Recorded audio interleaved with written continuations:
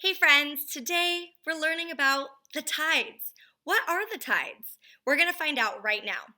First, we're going to listen to a read aloud that gives us a little bit of information about what the tides are. Then we're going to do a directed draw. This paper can be found in your distribution bag or your supplies envelope. Find it so it's ready spaghetti when we go ahead and do the directed draw portion. If you can't find it, a beige or white piece of paper will be totally fine. Together, we're going to read about the changing tide. What is a tide? Well, we're going to find out. Read along. Muddy sand stretches to the ocean. The sunny beach seems peaceful, but there's a battle taking place. It's a struggle between land and sea. Let's look at our beach. Here's the land and here's the sea. And there's a battle going on between the two. For now, the water seems to be winning.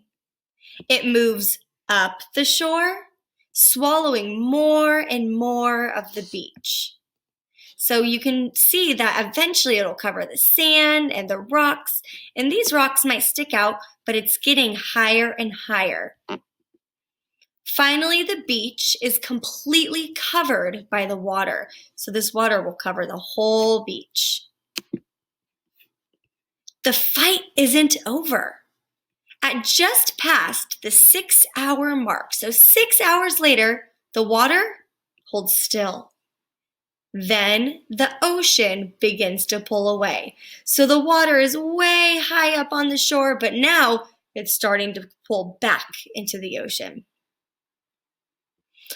A little more than 12 hours after it began, the water has gone into full retreat, which means it's completely backed up. It no longer covers the beach that we can see. The exposed mud, or the sand right here, dries in the cooling night. Then it starts all back over again and the water starts to creep back up the shore. So it rises up and it falls back in. This regular rise and fall of the ocean surface is known as the tide. There's that word. As the water level rises and falls, it creates currents in the water. A flood current moves inland with a rising tide. It's rising up onto that beach. Most coastal areas have 2 high tides, so twice it goes all the way up, and twice it has 2 low tides where it goes all the way back down. This process can take a little bit more than 6 hours. The time for high tide and low tide changes each day, but the tide keeps repeating the same pattern. It goes from low tide to high tide and back again. Now, what causes tides? It's pretty cool. Check out this picture. Here we have what? What planet is this? That's Earth. You got it. And we have the moon here, and the moon, you can see this white dotted line, travels around the Earth. Whoopsies. So the moon goes all the way around the Earth. But with the moon comes the high tide. So if the moon is on this side of the Earth, there's also going to be the high tide right here. Also on the opposite side. So there's a high tide here with the moon, and there's a high tide on this side of the Earth with the moon. So if these are the high tides, well, then these must be the low tides. The low tide is here, and the low tide is also here. But remember, our moon moves. So when it moves to here, now this will be the high tide, and this will be the high tide. Remember, it's both sides. And then here would be the low tide, because the moon would be up here. So as the moon goes, same with the tides. Remember, the moon is always matched up with the high tide though. Where the moon is, that's where the high tide's going to be, as well as the opposite side of it as well. Pretty awesome, huh? Go ahead and close your eyes for a second and picture the ocean. You're at the beach. You have your feet and your toes in the sand. You're close to the water. Close enough where you can feel the tide come up and touch your toes and then pull back. and then come up and touch your toes, and it's so chilly, and you might get goosebumps, and then it pulls back. Open your eyes. This is what we call the tides and the currents that come up with the waves in the ocean. And today we're going to be talking about the low tide and the high tide using this piece of paper.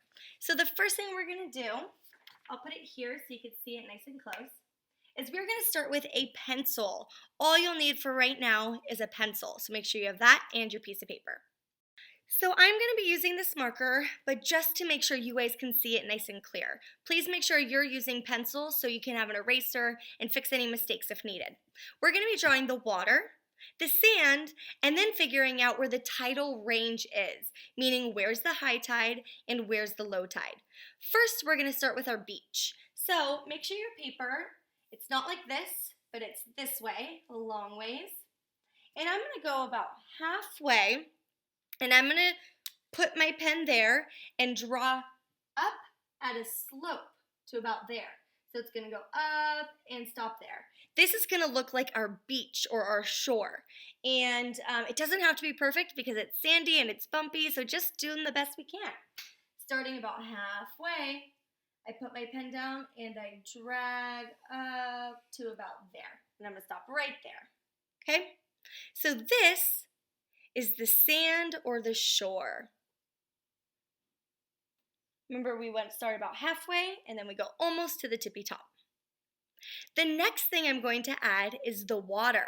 And the water can either be flat, it could be wavy, so I'm going to give it a little bit of wave to make it look more like water. Now, I chose this color paper so it would look kind of sandy. But if you're doing a different color paper, you can color this part like a beige or a sandy color. But if you are using this paper, you don't need to color it at all. Now this next part's going to be the water, so we're going to want that blue. But with your pencil first, start about halfway on this side, and you're going to do little waves, kind of like that. And remember, it does not have to be perfect. You can go back in and trace over your lines to make them nice and clear if you would like to. Just kind of going over them. I go up and down and up and down and up and down and up and down. So now we have the shore and the water. Everything under here, this is supposed to be underwater, and then this is above water. So if I'm going to add a little sun to show that this is outside of the water, just in the corner, and we can color it later if we would like. But that's showing me that that's above water, and then I can add like a fishy or something that might be under the water here. You can do your fishies any way you'd like to, but how I do my fishies is I do a line, then I go across, around in a circle, and I go back down to the other side, put a little eyeball on him. I'll do that one more time. Ready? I'll line down like that. Starting at the corner, I go diagonal, loop around, and connect it to the other side. So this shows me above water, underwater, okay? So now we have the sand, the beach, the water, the sun. Now we can go ahead and check out the tidal range. And remember, this means high tide or low tide. So we're going to be doing some labeling. So make sure you're ready so you can follow along with the spelling and how I'm doing this part of it, okay? So right here, I'm going to come down just a little bit, like maybe right here. I'm going to put a line. Go ahead and do that. And then draw a line down.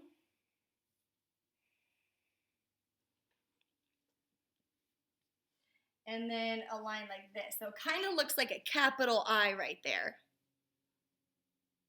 And then I'm going to connect it to the shore by doing little dots all the way across in a straight line to connect it over, to show that it's connected to this area, that line. Okay, so I have a nice big capital I connecting to the shore in both spots. This is our tidal range. So let's go ahead and label it tidal range. Right here, I'm going to write those words. Ready? I'm going to spell it out loud, and you're going to write it with me. T I D A L. Tidal. T I D A L. Tidal. Pause this part if you're still writing your word, because I don't want to jump ahead unless you're ready. The next word I'm going to write is range. What does range start with? Oh, that was last week's letter of the week. R. R A N. R A N G E. Pause right now if you need to make sure you get this down. Tidal, range. So this is the range of the tides, and now we need to label if it's a high tide or a low tide. For high tide, we're going to label it H for high, and then T for tide. So we're going to have HT, high tide. Now, do you think up here is the high tide or down here is the high tide? You're right. The higher that the water's getting is the high tide. So go ahead and label up here HT for high tide. High tide. Now, if this is the high tide, down here is going to be the low tide. So we're going to label it L for low tide. Right here, go ahead and put LT.